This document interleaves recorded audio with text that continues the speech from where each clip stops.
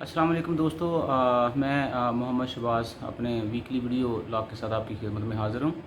तो मेरी आप दोस्तों से दरख्वास्त है कि जिन दोस्तों ने अभी तक मेरे चैनल को सब्सक्राइब नहीं किया, प्लीज़ सब्सक्राइब करें, शेयर करें और लाइक करें। तो आज हम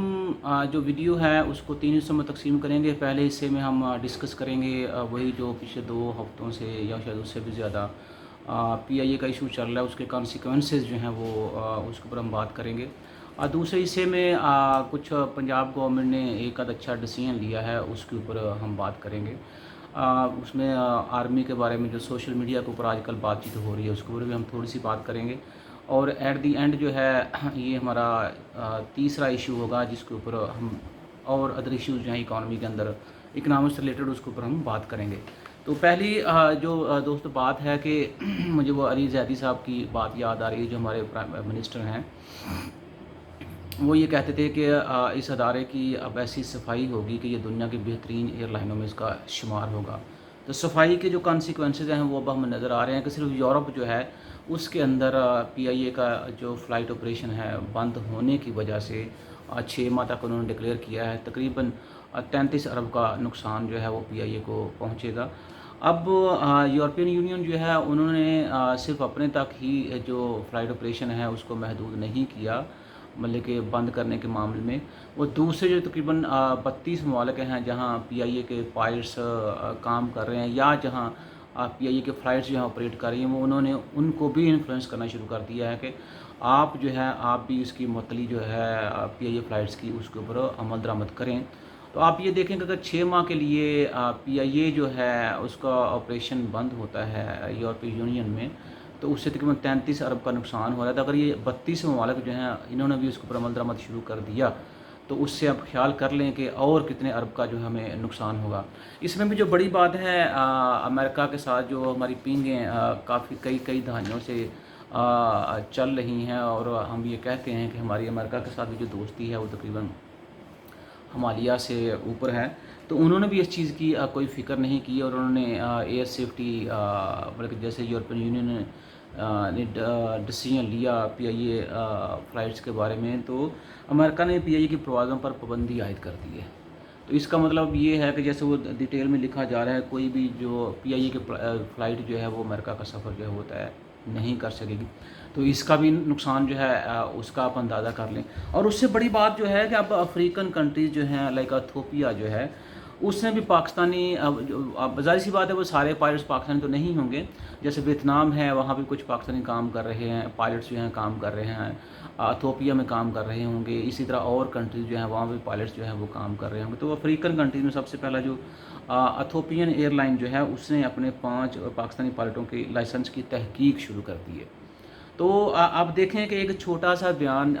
कहने को जो है उसको कोई ख़ामोशी के साथ अगर वो काम किया जाता तो शायद हम ये सारा पैसा जो हम कहते हैं कि हमें नुकसान होने का ख़दशा है, वो सारा पैसा बचा सकते थे, और ये पैसा पाकिस्तानी इकॉनमी के अंदर किसी न किसी हद तक कंट्रीब्यूट करता, जिससे लोगों की वेलफेयर में इजाफ़ा होता है, या आप कहते हैं कि ग्रोथ जो है उसके अंदर उसका कंट्रीब्यूशन चला जाता है, गो कि वो एक मिनिमल या पीनट के इक्वल भी हम उसको तसव्वुर नहीं करते। तो एट लीस्ट थोड़ा बहुत उसका कंट्रीब्यूशन होता।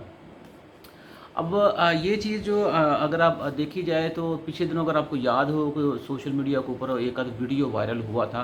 जिसमें कुछ इंडियन पायलट्स जो थे उनकी फेक डिग्रीज़ के बारे में बात हुई। तो राजस्थान में पिछले दिनों मैं टीवी देख रहा था तो उसके ऊपर ये खबर शाया हो रही थी कि राजस्थान गवर्नमेंट या उनकी जो रियासत राजस्थान है या उनका सूबा रियासत राजस्थान जो है, उन्होंने उन 2 पायलटों को ग्राउंड कर दिया। देखें मतलब ग्राउंड तो वहाँ पे भी हैं, ग्राउंड हमारे यहाँ में, लेकिन हमने बहुत ज़्यादा शोर जो है पूरी दुनिया में मचा दिया। उन्होंने क्या किया, खामोशी से जिन 2 पायलट्स के बारे में उनको शुकुक व शुबहात का ख़दशा हुआ या वो डाउट हुआ, तो उन्होंने खामोशी से उनकी तहकीक कराई, और जब उनका शक जो है यकीन में चेंज होगा तो क्या किया उन्होंने कि उन्होंने उन दोनों पायलट्स को मुअत्तल कर दिया। तो इस तरह का खामोशी से काम होता। अब हम थोड़ा सा अपने बयान की तरफ आते हैं। 262 पायलट्स की बात हुई थी,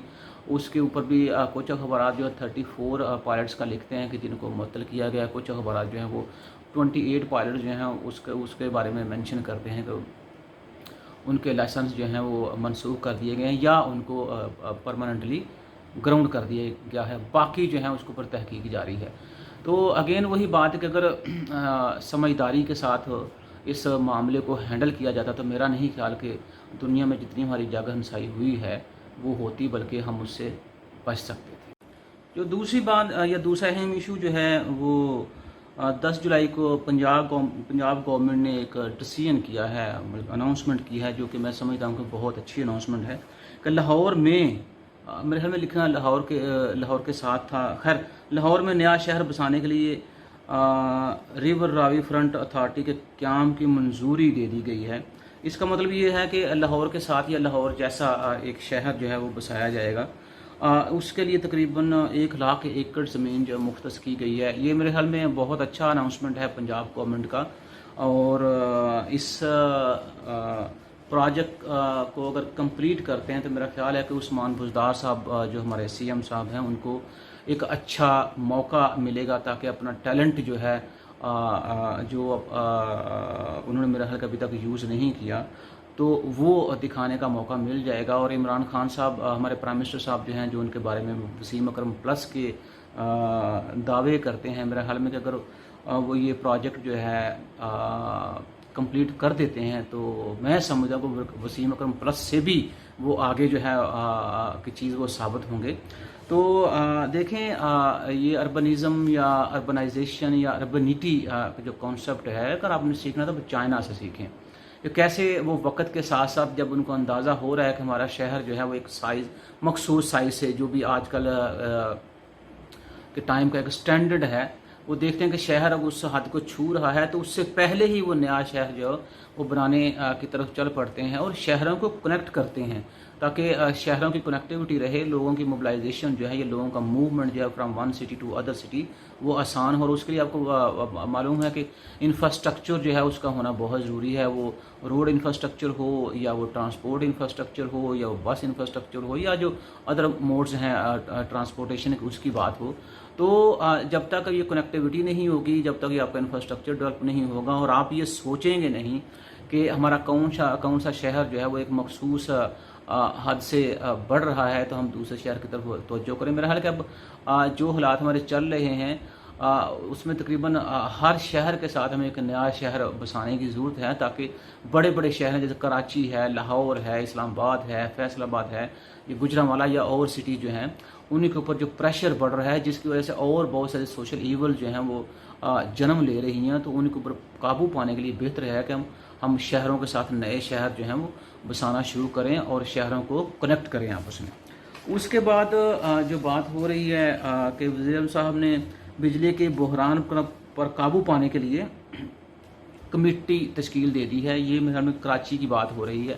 تو کراچی والوں کے ساتھ جو میری ایک ہمدردی ہے وہ یہ کہ وہ یہ مت سمجھیں کہ خالی لوڈ شیڈنگ جو ہے وہ ایک علیحدہ بات ہے کہ وہ انسکیجولڈ لوڈ شیڈنگ جو ہے کراچی والے برداشت کر رہے ہیں، بلکہ یہاں میرے گاؤں میں یا گوجرانوالہ سیالکوٹ ہر جگہ جو ہے الیکٹرسٹی لوڈ شیڈنگ جو ہے وہ ہر بندہ اس کا سامنا کر رہا ہے۔ تو اس معاملے میں ہم آپ کا درد سمجھ سکتے ہیں کہ آپ کس اذیت سے گزر رہے ہیں، کیونکہ وہ سیم کنڈیشن یا سیم فیلنگ جو ہے ہم بھی یہاں پہ فیل کر رہے ہیں کہ جب لائٹ جو ہے یہاں پہ بند ہو جاتی ہے اور یہاں پہ بھی انسکیجولڈ ہے، کوئی اس کی ٹائمنگ نہیں ہے، جب ان کا دل کرتا ہے وہ لوڈ شیڈنگ کر دیتے ہیں۔ اور میں حیران ہوں کہ ابھی بھی اس گورنمنٹ کے اندر بھی حالانکہ پیچھے 2 سال بڑا آرام رہا تھا لوڈ شیڈنگ کی وجہ سے، شاید ہم بھول گئے تھے کہ پاکستان میں لوڈ شیڈنگ بھی ہوتی ہے، لیکن شاید وہ تھوڑی دیر کے لیے ہی تھا ہماری جو خوشی تھی۔ تو لوڈ شیڈنگ ان ایریاز میں دیہات میں مطلب 8-8 10-10 گھنٹے جو ہے وہ لوڈ شیڈنگ ہوتی ہے، اور ان کو یہ گورنمنٹ کو یہ باور ہونا چاہیے کہ آج کل سیزن ہے چاول کی بجائی کا، یا ہم کہہ سکتے ہیں کہ منجی کی بجائی کا، تو اگر اس اسنا میں بھی ان حالات میں بھی لوڈ شیڈنگ اس قدر ہوگی تو پھر آپ دیکھیں کہ چاول کی فصل جو ہے کس قدر متاثر ہوگی۔ ایک اور جو ناظرین بڑی ضروری بات جو ہے کہ وہ آج کل یہ بھی دیکھ رہے ہیں کہ پاک فوج کے خلاف جو سوشل میڈیا مہم ہے وہ بڑے زوروں پہ ہے۔ اب پتہ نہیں کون لوگ ہیں یہ جو مطلب کہ پاکستان کے اندر بیٹھ کے یہ باتیں کرتے ہیں۔ میں نے ایک بڑا اچھا خاصا پروگرام کیا تھا ایسوسیٹڈ پریس آف پاکستان کے ساتھ کہ جہاں میں نے ذکر کیا تھا کہ ہمیں ہمارے سیکیورٹی ادارے میں سلام پیش کرتا ہوں کہ جنہوں نے بڑی ذمہ داری کے ساتھ بڑی کیئر کے ساتھ اور بڑی عقل مندی کے ساتھ جو 4th جنریشن وار تھی اگینسٹ پاکستان اس کا مقابلہ کیا، بلکہ وہ سارے اس کے روٹس ختم کیے. اس کے بعد پھر جو ہمارے سیکیورٹی ادارے تھے، ہماری پاک فوج تھی، انہوں نے ہمیں وارن میں کیا تھا کس طرح کے جو اٹیکس ہیں وہ فیوچر میں بھی ہوں گے. تو آپ ایک قوم بن کر ان اٹیکس کا قلعہ کما کریں اور ہمارا ساتھ دیں تاکہ ہم آئندہ کسی بڑے سانحے سے اپنے آپ کو محفوظ رکھ سکیں. تو اس میں دیکھیں میری بات ہے، ڈیفنس کا حق تو ہر قوم کو ہے، ہر سوسائٹی کو ہے، ہر کمیونٹی کو ہے اور ہر ملک کو ہے. تو میں نے اگر آپ مجھے اچھا بڑا یاد ہے کہ میں جب ماسٹر آف اکنامکس کر رہا تھا تو ہمیں اسلامک اکنامکس پڑھائی جاتی تھی، جس کے پہلے یا دوسرے چیپٹر میں یہ درج ہے کہ جاہل ہے وہ قوم جو اہل زمانہ سے واقف نہیں. تو اس کو اگر ہم تھوڑا سا جو ہمارے کرنٹ سچویشن چل رہی ہے اس کے برائے میں ہم اس کو تھوڑا سا وہ ڈیٹیل میں چلے جائیں. مقصد یہ ہے بات کرنے کا کہ جو آپ کے اپوننٹ ہیں، جو آپ کے اینیمیز ہیں، چھپے ہوئے یا آپ کے ظاہر، تو جس طرح وہ کر رہے ہیں ہمیں اپنے ڈیفنس کے لیے چاہیے کہ ہم اپنے آپ کو مضبوط کریں. مثلا اس کو یوں کہہ سکتے ہیں آپ کہ اگر آپ کا دشمن جو ہے وہ جنگی جہاز خرید رہا ہے تو ہمیں حق ہے کہ ہم بھی اپنے ڈیفنس کے لیے جنگی جہاز خریدیں. اگر ہمارا دشمن جو ہے وہ ٹینک بنا رہا ہے تو ہمیں بھی حق ہے کہ ہم اپنے ڈیفنس کے لیے ٹینک بنائیں. اگر ہمارا دشمن جو ہے وہ بحری جہاز بنا رہا ہے تو ہمیں بھی حق ہے کہ ہم اپنے ڈیفنس میں بحری جہاز بنائیں تاکہ ہم اپنا ڈیفنس جو ہے اس کو مضبوط سے مضبوط کریں. کہ سیدھی سی بات ہے کہ جان ہے تو جہان ہے. تو میں درخواست کرتا ہوں اپنے یوتھ سے کہ اگر وہ اس طرح کی کچھ ایکٹیویٹیز میں انوالو ہیں تو پلیز اپنے آپ کو ان ایکٹیویٹیز سے سپورٹ کریں اور اکانومی کے اندر اور سوسائٹی کے اندر کوئی پازیٹیو کنٹریبیوشن جو ہے اس میں اضافہ کرنے کا باعث بنے. جی دوستو، یہ تیسری بات جو میں آپ کو بتا رہا ہوں یہ IMF سے ریلیٹڈ ہے. جو پہلے بھی اس کے اوپر ہماری اچھی خاصی ڈسکشن ہوئی ہے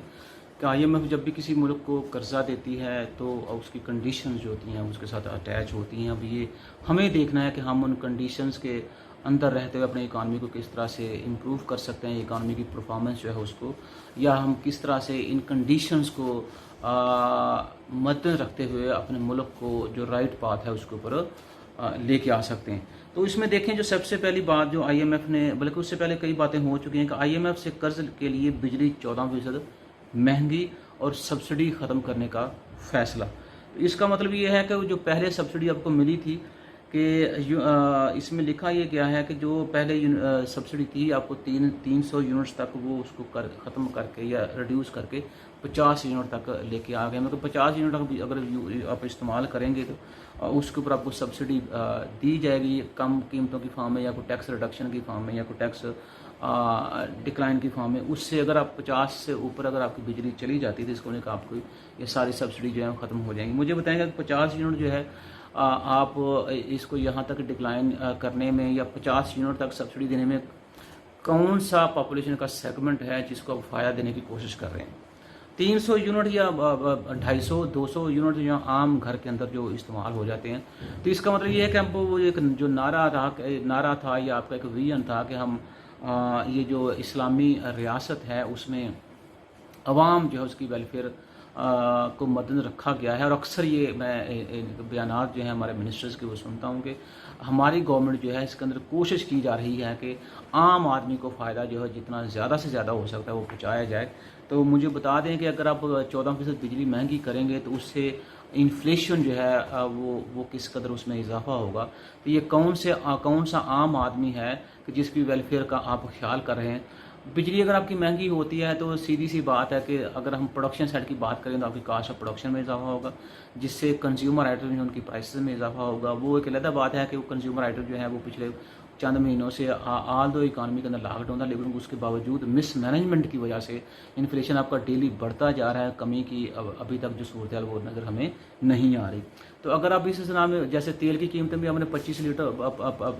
روپے پر لیٹر بڑھا دی، اس سے بھی انفلیشن جو ہے وہ آپ کا شوٹ کرے گا. ساتھ میں آپ بجلی کی قیمتوں میں بھی اضافہ کریں تو اس سے بھی انفلیشن بڑھے گا. تو اس کا مطلب یہ ہے کہ یہی ویلفیئر تھا جس کا ہم سے وعدہ کیا گیا تھا، یا سمجھتے ہیں کہ ایک دم سے جہاں سے آپ کو اسپیس ملتی جا رہی ہے چیزوں کی قیمتوں میں اضافہ کرتے جائیں تو اس سے لوگوں کی ویلفیئر میں اضافہ ہوگا، کبھی بھی میرا خیال ہے کہ پاسبل نہیں ہوگا۔ اس کے بعد ابھی یہ گلوبل اکنامک کنڈیشنز نے سروے کیا جس کے